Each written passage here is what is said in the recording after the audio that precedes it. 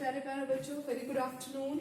आज आप लोगों के सामने हम सॉइल चैप्टर का नेक्स्ट लेक्चर पढ़ेंगे। ठीक है, सॉइल फर्स्ट लेक्चर हम लोगों का कंप्लीट हो चुका है ना बेटा। उसमें हमने ये जाना सॉइल क्या है और सॉइल की इंपॉर्टेंस ही क्या है। इवन हमने ये भी देखा कि सॉइल की स्टडी को हम क्या बोलते हैं। ठीक है, आज हम देखेंगे फॉर्मेशन ऑफ सॉइल, कि सॉइल फॉर्म कैसे होती है बेटा। देखो मैंने आप लोगों के सामने ना एक ये डायग्राम भी बनाया हुआ है, इसको हम क्या बोलते हैं, सॉइल प्रोफाइल। आप लोगों की एनसीईआरटी की बुक में भी बहुत अच्छे से डायग्राम दे रखा होगा, है ना बेटा। ये है सॉइल प्रोफाइल। अभी मैंने इसको लेबल नहीं किया है, ठीक है। सॉइल प्रोफाइल है, लेबल करेंगे, पर सबसे पहले हम ये देख लेते हैं कि सॉइल बनती कैसे है बेटा। सॉइल की जो बनने की प्रोसेस है बेटा, सॉइल फॉर्मेशन की जो प्रोसेस है वो बहुत स्लो प्रोसेस है। बहुत कई हजार सालों के बाद जाके ऊपर की जो लेयर होती है, ऊपर की कुछ मिलीमीटर की लेयर, कुछ इंचेस की लेयर बनती है बहुत बहुत सालों के बाद। ऐसा नहीं है कि हर दिन में या एक साल में इतनी मोटी लेयर बन गई है सॉइल की, नहीं। एक साल में भी नहीं, 2 साल में भी नहीं, 500 से 1000 साल लग जाते हैं जमीन के ऊपर की जो सॉइल की लेयर है उसको बनने में। तो ये क्या है, बहुत ही स्लो प्रोसेस है। देखो यहाँ लिखा हुआ है, slow process take thousands of years.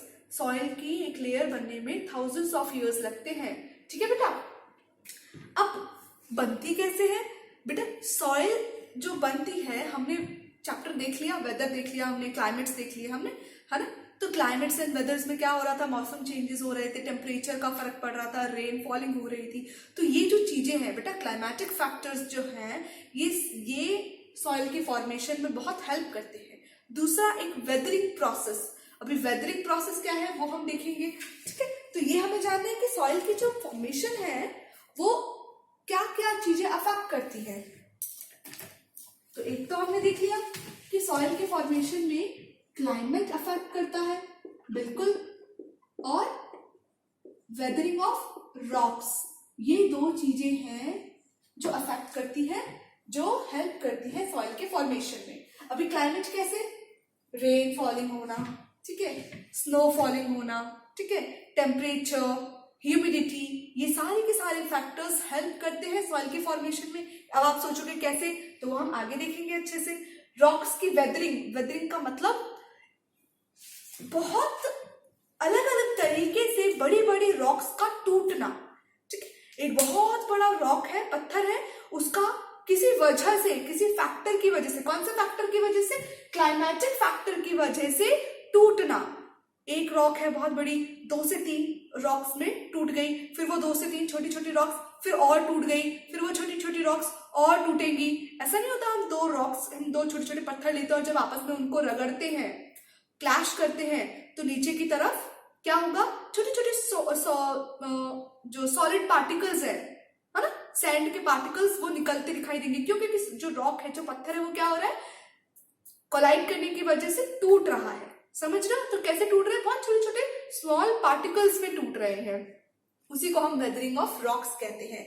अब आप सोचोगे मैम इतनी बड़ी बड़ी रॉक्स कैसे टूटती हैं। बिल्कुल टूटती हैं बेटा। बड़ी बड़ी रॉक्स कैसे टूटती हैं, रेन की वजह से, हवा चलती है, जो बहुत तेज हवा चलती है, तो बहुत ऊंचाई पे जो बड़ी बड़ी रॉक्स है बेटा, हवा के प्रेशर को नहीं झेल पाती और वो बहुत ऊंचाई से नीचे गिरती हैं। जब ऊपर से नीचे गिरती है तो वो बड़ी सी रॉक्स टूटती जाती हैं, टकरा टकरा के छोटी छोटी टूटती जाती हैं। तो जब जितनी बार टकराएंगे उतनी बार सॉइल के पार्टिकल्स बनेंगे, है ना।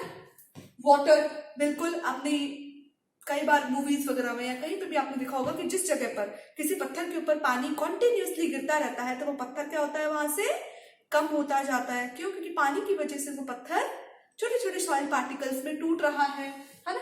टेम्परेचर कैसे अफेक्ट करेगा ये भी मैं आपको बताऊंगी, तो थोड़ा डिटेल में देख लेते हैं अपन इनको। देखो, रेन, विंड, वाटर, टेम्परेचर, ये सब क्या है, एजेंट्स है। सब क्या है, ये एजेंट्स। किसके एजेंट्स है, ये सॉइल को बनाने के एजेंट्स हैं। ये सब क्या है, एजेंट्स। एजेंट्स किसके हैं, सॉइल को बनाने के, मतलब ये सब मिलकर सॉइल की फॉर्मेशन में हेल्प करते हैं। क्लियर हो रही है बात। अब जैसे कि रेन फॉलिंग की हम बात करते हैं, बहुत ज्यादा रेन फॉलिंग, जब बहुत ज्यादा रेनफॉलिंग, बहुत तेज रेनफॉलिंग होती है रॉक्स के ऊपर, तो रॉक्स टूटती है जिसकी वजह से सॉइल बनती है। तो water plays a very important role in formation of soil. कैसे, किस किस फॉर्म में वाटर इंपॉर्टेंट रोल प्ले करेगा? जैसे कि आप देखोगे नदी है, ठीक है, नदी बहुत तेजी से बहती हुई आती है, नदी के आसपास में जो पत्थर होते हैं बड़े बड़े, उनको क्या करती है, वो कोलाइड करती जाती है। तो पत्थर क्या हो जाते हैं, टूटते हैं, पत्थर एक दूसरे के साथ टकराते हैं, टूटते हैं, टकराते हैं, जिस वजह से सॉइल बनती है। फिर वो नदी उन सॉइल के पार्टिकल्स को ले जाके अपने साथ कहीं दूर जाके साइड में जमा देती है। तो इस तरीके से सॉइल बन रही है कि नहीं? इसके अलावा हम देखें विंड, हवा, जो बहुत तेज हवाएं चलती है तो एक दूसरे के साथ बड़े बड़े रॉक्स क्या होते हैं, कोलाइड करते हैं, टकराते हैं और बहुत छोटे छोटे पार्टिकल्स में टूटते हैं, जिससे सॉइल बनती है। टेम्परेचर, अब टेम्परेचर देखो कैसे, कई रॉक्स ऐसी होती है बेटा जो जब सन की जब रेस पड़ रही होती है, जब दिन के समय में वो क्या हो जाती हैं, सन की गर्मी की वजह से वो क्या हो जाती हैं, साइज उनका बढ़ जाता है ना? ऐसा नहीं होता जैसे स्पॉन्ज में जब हम पानी भर देते हैं तो स्पॉन्ज फूल जाता है और जब पानी निकाल देते हैं तो स्पॉन्ज सिकुड़ जाता है। सेम ऐसी ही होती है रॉक्स। जब सूरज की गर्मी पड़ती है तो उस गर्मी की वजह से रॉक्स के अंदर जो पानी प्रेजेंट होता है वो उसको साइज में बड़ा कर देता है, रॉक्स की साइज बड़ी हो जाती है, हम कह सकते हैं स्वेलिंग हो गई, ठीक है। पर जैसे ही टेम्परेचर कम होता चला गया, टेम्परेचर कम होता चला गया, मतलब वाटर क्या हो गए, वेपर्स के फॉर्म में बाहर निकल गए रॉक्स में से, तो रॉक्स क्या हो जाएगी, वापस से कॉन्ट्रैक्ट कर जाएगी।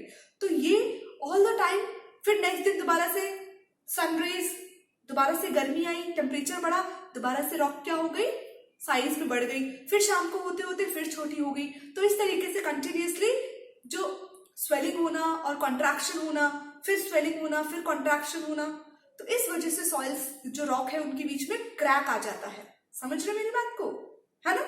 जब रॉक्स की साइज कॉन्टिन्यूसली ऐसे लंबे समय तक, कई लंबे समय तक सूरज की गर्मी की वजह से वो बढ़ जाती है साइज में, और शाम को जब ठंडा हो जाता है मौसम तो छोटी हो जाती है साइज में। तो इस तरीके से प्रेशर पड़ने की वजह से वो जो रॉक है वो टूट जाती है, टूट जाएगी तो गिर जाएगी, गिरेगी तो फिर और दूसरे रॉक्स के साथ टकराएगी, और इस तरीके से सॉइल का फॉर्मेशन होगा। बात समझ आई बेटा? इसके अलावा रॉक्स के बीच में जब प्लांट्स ग्रो कर जाते हैं, है ना, लाइकेंस, हमने न्यूट्रिशन इन प्लांट्स में देखा ना, लाइकेंस, एल्गी और फंगी जब रॉक्स के ऊपर ग्रो कर जाती हैं तो वो रॉक्स के due to some kind of acidic substance, जो लाइकेंस है वो कुछ एसिडिक सब्सटेंस रिलीज करती है, जिस वजह से सॉइल की जो अपर सरफेस है वो लूज होती जाती है। रॉक्स की जो अपर सरफेस है वो लूज होती जाती है और रॉक्स किसमें कन्वर्ट होने लग जाते हैं, सॉइल में कन्वर्ट होने लग जाते हैं। जब बहुत तेज विंड या बहुत तेज पानी आता है तो वो सॉइल कहाँ चला जाता है, जमीन पे मिक्स हो जाती है वो सॉइल। इस तरीके से भी फॉर्म होते हैं सॉइल, ठीक है। तो हमने सारे एजेंट्स देख लिए ना, कैसे रॉक्स फॉर्म होते हैं। जब भी कोई बहुत बड़ी रॉक्स टूटती है और इतनी टूट जाती है कि वो छोटे छोटे पार्टिकल्स में कन्वर्ट हो जाती है, तब जाके रॉक्स बनते हैं। तो टूटने का कारण क्या क्या है?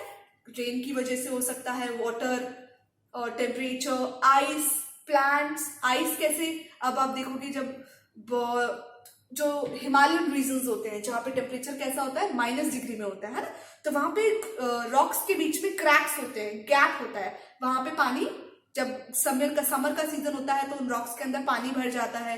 जैसे ही विंटर सीजन आता है तो वो जो रॉक्स के अंदर जो पानी है बेटा वो किस में कन्वर्ट हो जाती है, आइस में। अब आइस क्या करेगा, रॉक्स की दीवारों पर प्रेशर लगाएगा, जिस वजह से जो रॉक है वो टूट जाएगी। समझ में आई बात? तो इसलिए भी रॉक्स टूट जाती है और सॉइल में फॉर्मेशन हो जाता है। तो इस तरीके से धीरे धीरे सॉइल की लेयर बनती है। तो क्या बन जाती है, जब इस तरीके से हर कई लंबे समय तक ये सॉइल बनती जाती है तो एक सॉइल प्रोफाइल बन जाता है। अब देखो इधर ध्यान से, ये क्या है, ये सब प्लांट्स है। प्लांट्स कहाँ पे पाए जाते हैं, ए सॉइल के। तो दिस इज ए रीजन, जिसको कि हम क्या बोलेंगे, टॉप सॉइल, है ना, है कि नहीं? ए होराइजन बोलेंगे ना हम इसको, ए होराइजन लिखते हैं। सबसे ऊपर वाली जो लेयर होती है जहां पे प्लांट्स ग्रो करते हैं, ये जो लेयर है बेटा ये बहुत फर्टाइल होती है ना। इस ए लेयर के अंदर, इस ए होराइजन के अंदर, टॉप सॉइल के अंदर बहुत सारे ऑर्गेनिक सब्सटेंसेस प्रेजेंट होते हैं, बहुत सारे इंपॉर्टेंट मिनरल्स प्रेजेंट होते हैं जिससे प्लांट को ग्रोथ करने में हेल्प मिलती है। अब आप बोलोगे ऑर्गेनिक सब्सटेंसेस क्या है बेटा? ऑर्गेनिक सब्सटेंसेस क्या है? प्लांट्स की जब डेड हो जाती है तो लीव्स वापस से सॉइल में मिल जाती है, मतलब प्लांट्स के अंदर जो इंपॉर्टेंट मिनरल्स है वो दोबारा सॉइल में मिल गए, तो ये ऑर्गेनिक सब्सटेंस हो गया। एनिमल्स जब डेड हो जाते हैं तो फिर उनके सारे कॉम्पोनेंट सेल सॉइल में मिल जाते हैं, है ना? तो सारे के सारे कॉम्पोनेंट जो सेल जो सॉइल से लिए उनकी डेथ हुई दोबारा सॉइल में मिल गए, है ना बेटा? तो इसलिए जो अपर लेयर है, जो ए होराइजन है, जहां पे प्लांट्स ग्रो करते हैं, ये बहुत ही फर्टाइल होती है। यहाँ पे ऑर्गेनिक सब्सटेंसेस प्रेजेंट होते हैं और अर्थ के ऊपर जितने भी प्लांट्स हैं सब कहाँ पाए जाते हैं? ए होराइजन में पाए जाते हैं। इनकी रूट्स सबसे ज्यादा कहाँ पाई जाती है? ए होराइजन में, टॉप सॉइल में पाई जाती है। ठीक है, क्लियर हो गई बात? देखो मैंने यहाँ पे लिखा हुआ है अपर मोस्ट लेयर है, डार्क कलर की होती है। देखा है ना हमने, जो ऊपर की जो मिट्टी है वो किस कलर की होती है? डार्क कलर की होती है। बहुत सारा ह्यूमस प्रेजेंट होता है। ह्यूमस मतलब बहुत सारा न्यूट्रिएंट, जैसे हम कहते हैं खाद डालते हैं, हम फर्टिलाइजर डालते हैं, सेम वैसे। ठीक है, जब कोई ऑर्गेनिज्म मर जाता है तो उसके सारे के सारे इंपॉर्टेंट मिनरल्स वापस सॉइल में मिल जाते हैं, तो वो ह्यूमस बना लेते हैं। Habitat of all living organism, आपको पता है ना, ये जो टॉप सॉइल है हम इसके ऊपर ही रहते हैं ना, हम सॉइल के अंदर थोड़ी रहते हैं, या हम हवा में थोड़ी रहते हैं, या हम पानी में नहीं रहते, हम कहाँ रहते हैं? इस ए होराइजन के टॉप पे। तो ये ए होराइजन है वो क्या है? जो टॉप सॉइल है वो क्या है? जितने भी लिविंग ऑर्गेनिजम्स है उनका घर है। यहाँ पे एनिमल्स भी रहते हैं, यहाँ पे ह्यूमन बीइंग्स भी रहते हैं, यहाँ पे प्लांट्स भी ग्रोथ करते हैं, बर्ड्स भी रहते हैं, और उसके साथ साथ बहुत सारे माइक्रो ऑर्गेनिजम्स भी रहते हैं। ठीक है बेटा, क्लियर? नेक्स्ट देखें अब हम। नेक्स्ट देखो, अब आप देखो ये वाली layer, this is B horizon. क्या है ये? B horizon. इसको हम क्या बोल सकते हैं? सब सॉइल भी बोल सकते हैं, है ना? ये जो सब सॉइल है वो टॉप सॉइल के नीचे पाई जाती है, बीनीथ द ए होराइजन या बीनीथ द टॉप सॉइल। यहाँ पे क्या पाए जाते हैं? देखो ये जो डॉट है ये सॉइल पार्टिकल्स है, और ये जो बड़े बड़े हैं ये स्टोन्स है बेटा। तो बी होराइजन में आपको थोड़ी बहुत सॉइल भी मिलेगी और थोड़े बहुत पेबल्स, छोटे छोटे स्टोन्स भी मिलेंगे, है ना? देखो ये हार्ड होती है। बी होराइजन कैसी होती है? ए होराइजन की जो मिट्टी है, जो सॉइल है, वो कैसी होती है बेटा? सॉफ्ट होती है ना? तभी आप आराम से उसको खोद सकते हो, सीड्स लगा सकते हो, अपने घर बना सकते हैं। पर बी होराइजन है वो कैसी होती है? थोड़ी हार्ड होती है, और इसकी मिट्टी बहुत ज्यादा क्लोजली पैक्ड होती है ना? जब आप मिट्टी को थोड़ा और नीचे की तरफ खोदोगे तो खोदना आसान नहीं होगा, क्योंकि वहां की मिट्टी कैसी होगी? बहुत ज्यादा टाइट, हार्ड। सब सॉइल कहते हैं हम इसको। कलर में कैसी होती है? लाइट कलर में होती है ना? ज्यादातर ग्रे या कई कई जगहों पर ये रेड कलर की भी दिखती है हमें। क्लियर? इसमें सैंड्स एंड स्टोन, मिट्टी और स्टोन के पार्टिकल्स, छोटे छोटे स्टोन के पार्टिकल्स पाए जाते हैं। क्लियर हो गई बात बेटा? बी होराइजन देख लिया हमने। फिर नेक्स्ट देखो, ये जो है दिस इज सी होराइजन, है ना? This is called C horizon. इसको हम यहाँ पे पैरेंट रॉक भी पाई जाती है, पैरेंट रॉक भी पाई जाती है यहाँ पे, है ना? ये देखो आप, ये जो बड़े बड़े मैंने रॉक्स बनाए हैं ना, these are called parent rock. तो सी होराइजन में आप देखो आपको क्या क्या मिलेंगे? आपको थोड़े बड़े बड़े रॉक्स भी मिलेंगे, छोटे छोटे पेबल्स भी मिलेंगे, और यहाँ पे आपको सॉइल भी मिलेगी। क्लियर हो गई बात? तो जो सी होराइजन है किसके नीचे पाई जाती है? बी होराइजन के नीचे पाई जाती है। देखो ये लोअर मोस्ट पार्ट है किसका? सॉइल का। ये सॉइल का सबसे नीचे वाला पार्ट है। क्लियर? यहाँ पे आपको कुछ स्टोन्स भी मिलेंगे, छोटे छोटे कुछ रॉक्स भी मिलेंगे आपको, है ना? देखो यहाँ पे बड़े बड़े रॉक्स भी हैं, छोटे छोटे स्टोन्स भी हैं, सॉइल भी है, और यहाँ पे आपको बेटा मिनरल्स भी मिलेंगे, वो इंपॉर्टेंट मिनरल्स जो प्लांट की ग्रोथ के लिए बहुत इंपॉर्टेंट है।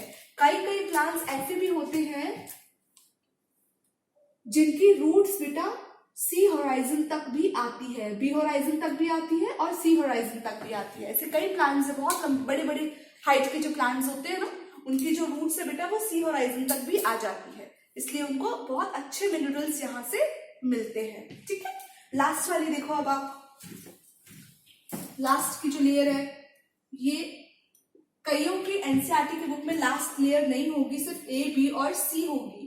कोई दिक्कत वाली बात नहीं है, टेंशन नहीं लेना है, वो भी ठीक है और ये भी ठीक है। ठीक है, तो ये वाली जो है ये है डी होराइजन, और इसको हम क्या बोलेंगे? बेडरॉक, है ना? बेडरॉक कैसी है? ये सॉइल की सबसे नीचे वाली पार्ट है, और यहाँ पे सॉइल्स मतलब मिट्टी तो नहीं पाई जाती यहाँ पे, क्या पाए जाते हैं, ये देखो कितने बड़े बड़े स्टोन्स हैं, ये सब देखो आप, ये बहुत बड़े बड़े स्टोन्स हैं, इतने बड़े बड़े स्टोन्स कि अगर हम डिगिंग करेंगे, खुदाई करेंगे मिट्टी के नीचे तो भी ये बड़े बड़े स्टोन्स बाहर नहीं निकलते। बहुत बड़े बड़े स्टोन्स होते हैं जो एस्टिमेशन किया जाता है कि जब अर्थ बन रही, जब सॉइल बन रही थी तो रॉक्स, बहुत बड़े बड़े रॉक्स टूट के नीचे गिर गए थे, फिर उसके ऊपर सॉइल बनना स्टार्ट हुई थी। तो ये वो बहुत बड़े बड़े रॉक्स हैं जिनको कैसे बोला जाता है, नॉन वेदर्ड। वेदर्ड मतलब जब रॉक्स टूट के छोटे छोटे पार्टिकल्स में टूट जाते हैं, तो नॉन वेदर्ड मतलब वो बड़े बड़े रॉक्स जो छोटे छोटे पार्टिकल्स में नहीं टूट पाए। समझ में आए? तो उन्होंने क्या किया, सॉइल के सबसे नीचे वाले पार्ट को बनाया, उसके ऊपर फिर धीरे धीरे सॉइल की फॉर्मेशन होने लगी। क्लियर? यहाँ पे बहुत बड़ी बड़ी सॉलिड रॉक्स पाई जाती हैं। क्लियर होगी बात बेटा? इतनी चीज समझ आ गई है ना? A horizon, B horizon, C horizon, D horizon. D horizon को बेड रॉक भी बोलते हैं। बेड रॉक मतलब बेड की तरह बिछी हुई है, यहाँ पे जो रॉक्स हैं, बड़े बड़े पत्थर है, वो बेड की तरह बिछे हुए हैं। क्लियर हो गई बात बेटा? डन? इतनी चीज समझ आ गई हमें? तो हमारा टॉपिक आज यही कंप्लीट करें, फॉर्मेशन ऑफ सॉइल। कल की क्लास में मैं आप लोगों को टाइप्स ऑफ सॉइल पढ़ाऊंगी। ठीक है? तो कोई भी क्वेश्चन हो पूछ लेना बच्चों।